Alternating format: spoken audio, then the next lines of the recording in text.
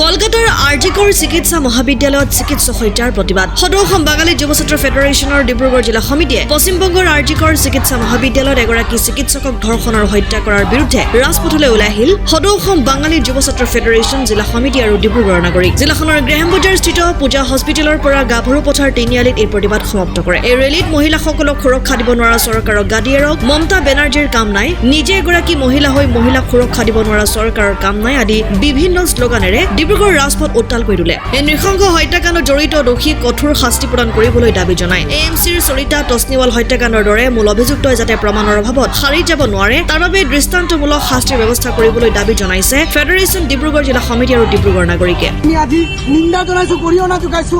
সবতকে দুখ আৰু পৰিতাপৰ বিষয় আজি পশ্চিমবংগৰ মুখ্যমন্ত্ৰী মমতা বেনাৰ্জী তেওঁ এজন মহিলা থাকোঁতে এনে দৰ্শন হৈ গ'ল। মই ভাবিছো তেওঁ যে মুখ্যমন্ত্ৰী হয় তাত যে নাৰী আৰু যে সুৰক্ষিত আছে এইটো আজি এতিয়া প্ৰমাণ কৰি দিলে জল পটকৈ যে তাত কোনো নাৰী সুৰক্ষিত নহয়। আজি আপুনি দেখিব গ'লে কিন্তু আজি কেনেধৰণে তাক দৰ্শন কৰা হ'ল। সেইটো কাৰণে আমি ভাৰত চৰকাৰক দাবী জনাইছো যে অতি সোনকালে এইসকলক ব্যৱস্থা কৰি ফাষ্ট ট্ৰেকৰ এটা ফাঁচী প্ৰদান কৰিব লাগে, নহ'লে অন্যথা ইয়াতকে তীব্ৰতৰ আন্দোলন হ'ব।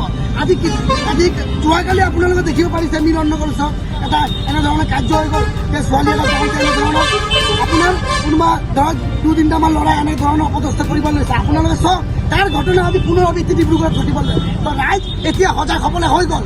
আমাৰ মানসিক চিন্তাটো প্ৰথম বদলি কৰিব লাগিব সমাজত। যদি মানসিক চিন্তাটো বদলি নকৰে এনেধৰণে কাণ্ড বাৰ হ'ব।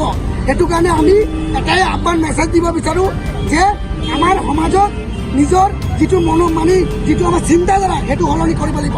আৰু মমতা বেনাৰ্জী যে এটা কুলংগাৰ মুখ্যমন্ত্ৰী, আমি আজি ইয়াৰ পৰা বেংগলী যুৱ ছাত্ৰ ফেডাৰেশ্যনে আমি তেওঁক ধিক্কাৰ জনাইছোঁ।